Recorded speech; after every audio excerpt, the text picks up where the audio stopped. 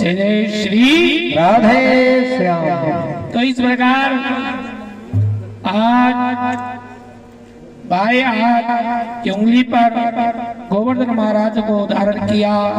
सारे ब्रजवासी जो है गोवर्धन महाराज के नीचे आ गए, लेकिन ब्रजवासियों के मन की भावना देखिए भैया, जब मेरे कन्हैया ने गोवर्धन को उठायो तो सारे ब्रजवासियों ने अपनी अपनी लाठी गोवर्धन के नीचे लगा ली। 3 दिन हो गए गोवर्धन को उठाए मेरे कन्हैया, आज 3 दिन हो गए। तो ब्रजवासी बोले कि कन्हैया तूने 3 दिन से कछु खायो ना, ऐसे कर तू कछु खा ले, थोड़ो सो विश्राम कर ले। कन्हैया बोले भैया अगर मैं कुछ खाऊंगा और कुछ विश्राम करूंगा तो या गिरिराज जी महाराज नीचे आ जाओगे। ब्रजवासी बोले लाला तू चिंता मत कर, हमने हमारी बहुत सारी लाठी लगाई हुई है। कन्हैया बोले भैया तुम्हारी लाठी में इतनी शक्ति ना है कि तुम गोवर्धन को धारण कर सको। ब्रजवासी बोले अच्छा तो कन्हैया तेने ही सोच रखो थी कि ये गिरिराज जी मैंने ही उठाया, हमने तो हमारी लाठी ऐसे ही लगा रखी है। तो मेरे कन्हैया के मुख से निकला कि भैया तुम नहीं जानते हो मैं कौन हूँ। बोले कौन हो? बोले मैं भगवान। ब्रजवासी बोले कौन हो तुम? भगवान। अच्छा तो कन्हैया ये बता तुम भगवान हो तो तुमने ऐसा कौन सा काम किया? बोले भैया मैंने सत्तासुर को मारा, बकासुर को मारा, धेनुकासुर को मारा, तृणावत को मारा और पूतना को भी मारा। ब्रजवासी बोले कन्हैया बस बस रहने दे, ज्यादा झूठ मत बोले। अरे मारी तुमने पूतना को मारा तो कब है? वहां में 10-5 लाठी तो हमने भी लगाई, हम कोई तुमसे कम थोड़े। हम तो इसलिए बोल रहे हैं कि छोटो सो लाला है, थक गए हो कुछ खा ले, नेक विश्राम कर ले। हमारे बीच में भगवान जी बने। कन्हैया ने देखा कि ये ब्रजवासी ऐसे नहीं मानते हैं, इनको तो उंगली थोड़ा नीचा करके ही दिखाना पड़ेगा। आज मेरे कन्हैया ने उंगली को थोड़ा जैसे ही नीचे किया, जैसे ही उंगली को नीचे किया तो गिरिराज जी के नीचे जो ब्रजवासियों की हजारों लाखों जो लाठियां लगी हुई थी वो सब आज चट चट करके टूटने लगे। सारे ब्रजवासी बोले फिर कन्हैया ओ भैया संभाल संभाल संभाल भैया। फिर मेरे गोविंद ने गोवर्धन महाराज जी को धारण कर लियो। बोलो गोवर्धन महाराज जी की जय हो।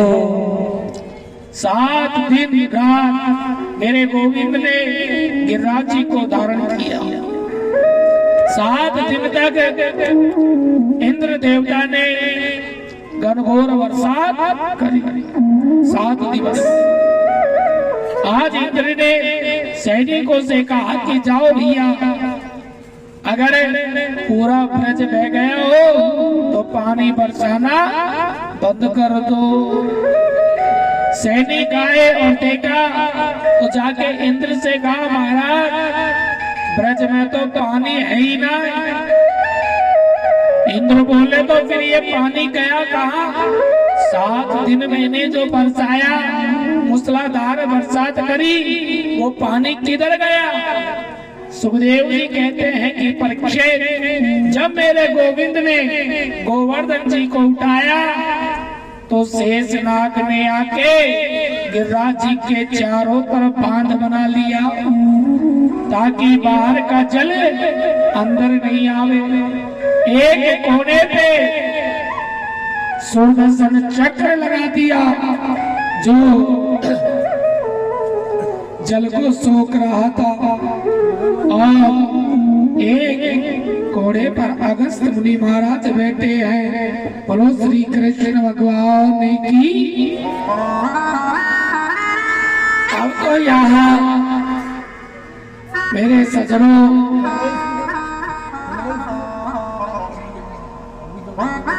राजा परीक्षित कहते हैं कि गुरुदेव ये अगस्त मुनि कौन है? सुखदेव जी कहते हैं कि परीक्षित ये अगस्त मुनि वही है जो 3 श्वासों में पूरे समुद्र को पीक जाते हैं। त्रेता युग की बात है कि भगवान राम जी जब रावण को मारकर अयोध्या में आते हैं, जब राम जी का राज्य तिलक, तो माता जानकी की ब्राह्मणों के प्रति बहुत श्रद्धा थी। एक दिन माता जानकी भगवान राम जी से कहने लगी कि प्रभु मेरे मन में इच्छा है कि मैं ब्राह्मण को भोजन कराऊं, मैं ब्राह्मण को भोजन कराऊं, लेकिन ब्राह्मण जो है ढंग का आता नहीं जो अच्छी तरह भोजन करता है। भगवान बोले कि देवी तुम्हें चिंता मत करो, अभी तुमने असली ब्राह्मण देखे नहीं, असली ब्राह्मण देखोगी तो तुम भोजन कराते कराते थक जाओ। ठीक है, आज हम ऐसे कोई दिव्य ब्राह्मण को बुलाते हैं। भगवान राम जी अगस्त मुनि महाराज के ध्यान में पहुंचे। अगस्त मुनि बोले कि प्रभु क्या आज्ञा है? बोले महाराज आज आपका निमंत्रण है, हमारे घर पे भोजन करना है। अगस्त मुनि महाराज राम जी के यहाँ पधारे। राम जी ने माता जानकी जी ने बड़ा स्वागत किया। अब तो माता जानकी ने देखा दुबला पतला ब्राह्मण है, कितना सा भोजन करेगा, कि रसोई के द्वार पे आसन लगा दिया। माता जानकी भोजन, माता जानकी जी भोजन बनावे लगी है। चपड़ प्रकार से बने व्यंजनों का भोजन बनाया है। थाली लेकर के और माता जानकी भोजन परोसने के लिए आ रही है। तो यहाँ जैसे ही थाली लेकर के आई तो अगस्त मुनि महाराज थाली को देख कर के हंसने लगे। माता जानकी कहने लगी महाराज क्या बात है, कैसे आपको हंसी आ रही है? अगस्त जी बोले देवी हंसी इसलिए आ रही है कि आप मेरे लिए इतना थोड़ा सा भोजन लेके आए। देखो देवी भोजन कराना है तो अच्छी तरह कराना, नहीं तो रहने दीजिए। माता जानकी बहुत खुश हुई और बोली महाराज अच्छी तरह ही मैं भोजन कराऊंगी, आप भोजन शुरू करें। महाराज का भोजन शुरू हुआ। माता जानकी जी भोजन बनाने लगी। महाराज ने ऐसा भोजन प्रारंभ किया कि भोजन करते करते और महाराज को 15 दिन हो गए। माता जानकी भोजन बनाते बनाते थक गई। गणेश जी महाराज रिद्धि सिद्धि सबको बुलाया, सब सेवा में लग गए, लेकिन महाराज का भोजन अखंड चल रहा है।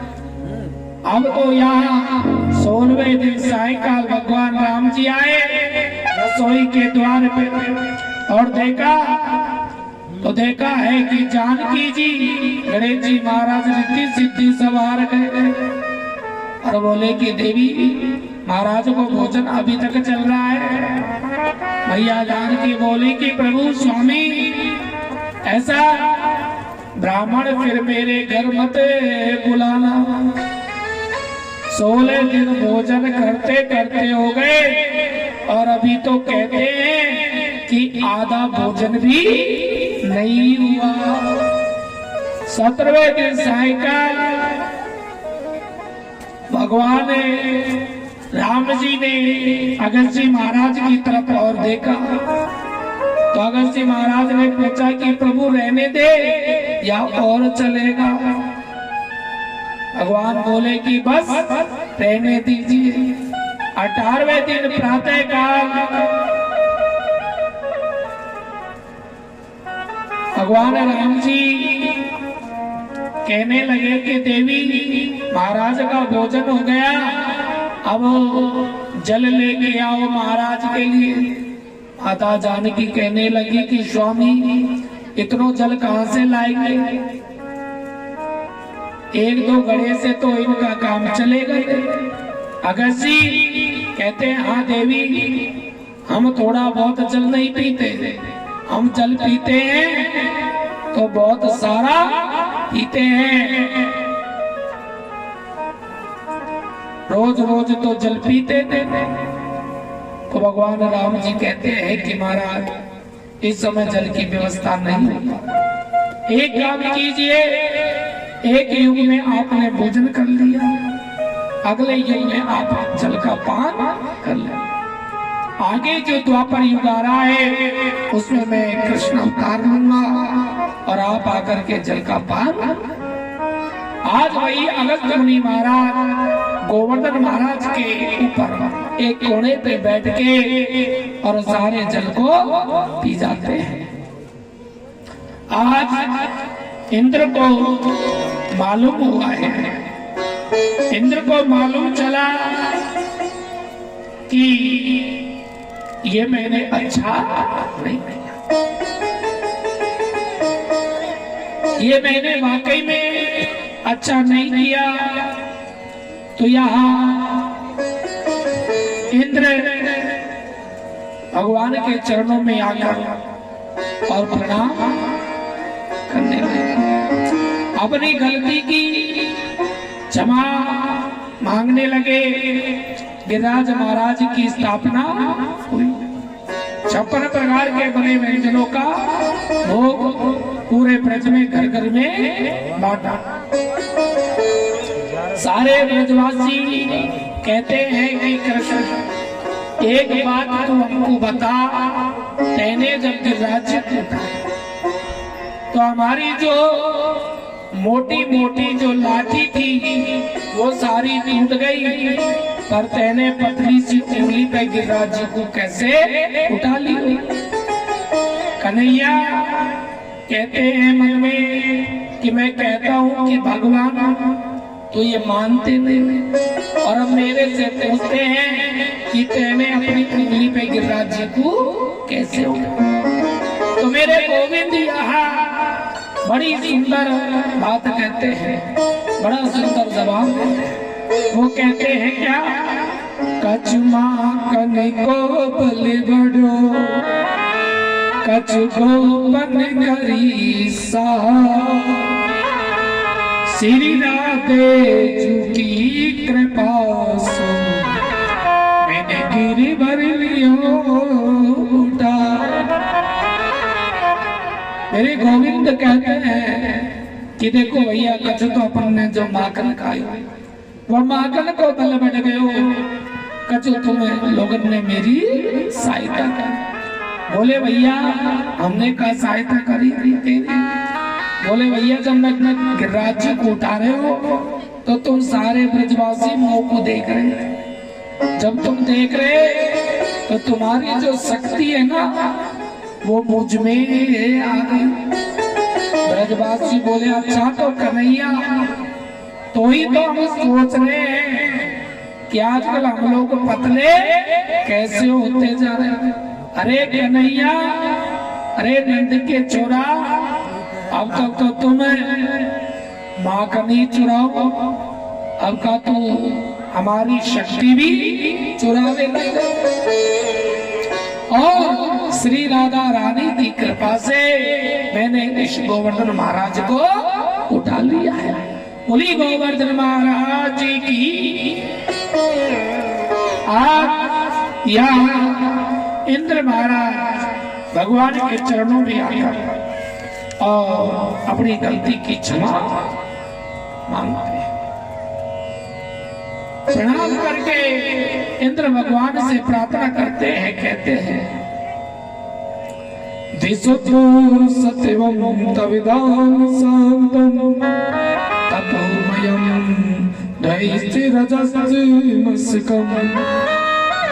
मायामयोऽयं गुणसम्प्रभावो निविद्यते ते गृणानुबन्धने। आज इंद्र महाराज भगवान के चरणों में प्रणाम करते हैं और कहते हैं कि जी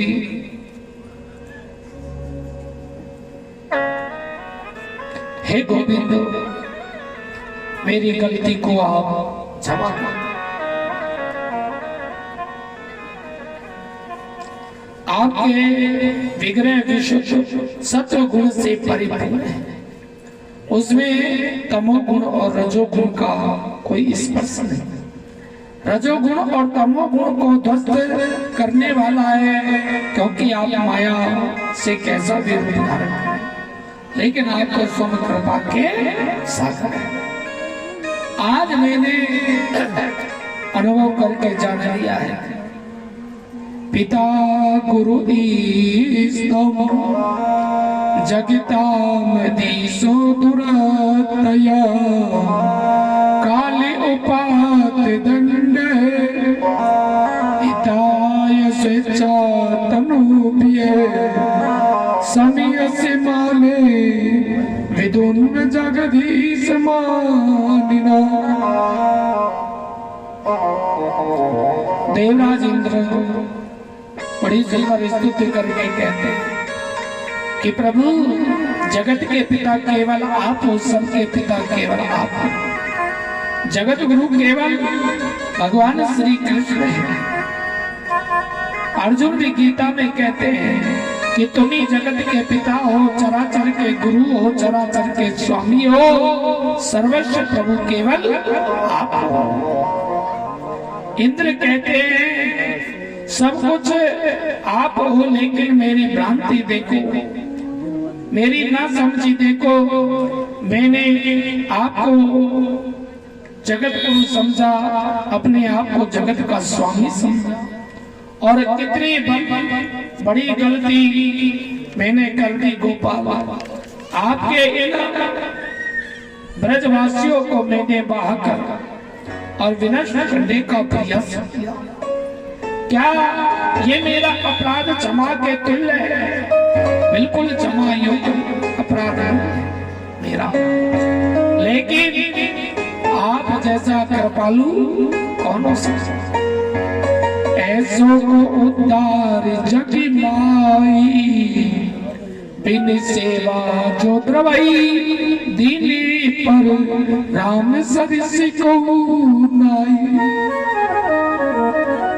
हमारे राम कृष्ण ऐसे कृपालु है सजन कि प्राणी के अवगुणों की ओर कभी दृष्टि नहीं डालता। अगर परमात्मा जीव के अवगुणों को देखने लग जाए तो 1000 जन्म में भी हमें भगवान का मिलना नहीं हो सकता। लेकिन मेरे भगवान तो इतने दयालु हैं कि भाव बिन कुछ भी वो देवे, मैं कभी लेता नहीं। भाव से एक फूल भी दे तो मुझे स्वीकार है। भगवान कहते हैं कि भाव से एक फूल भी यदि मुझे कोई समर्पित कर देता है तो मुझे सहज स्वीकार होता है, मुझे बहुत पसंद होता है। कोई प्रेम से पुकारे तो से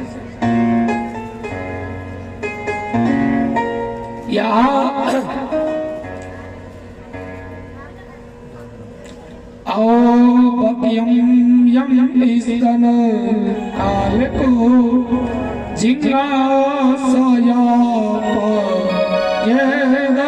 प्रसादवी लेवे गतिम धातृ चिंता ततो नयम कम्बा दयालुम शरणम ब्रज। लेकिन देखिए ये राक्षसी पूतना जो थी स्त्रों में जहर लगा करके कृष्ण को मारने के लिए आया, लेकिन गोविंद ने उसके जहर की ओर ध्यान नहीं दिया। मुझे पूतना मारने आई इस ओर ध्यान नहीं दिया और उसे माता की गति दे दी। यशोदा को मुक्ति मिलनी चाहिए, वो पहले पूतना को मेरे गोविंद ने दी। इतना बड़ा कृपा का सागर, ऐसा करुणा का सागर और कौन हो सकता है। इसलिए हे गोविंद मेरा अपराध क्षमा कर दे और मुझ पे कृपा कर। तो आज मेरे गोविंद ने इंद्र को क्षमा कर दिया और बोले कि इंद्र जाओ, तुम्हें तुम्हारी गलती का एहसास हो, तुम्हारे दिल में जो अहंकार था वो मिट गया, तुम जाइए। क्योंकि इंद्र तुम जानते हो हम भक्तन के भक्ति हमारे, सुने अर्जुन प्रतिज्ञा मेरी, ये व्रत टलई न टारे। हमें भक्तों के दास हैं और भक्ति हमारे यहाँ मेरे ही में गई समाई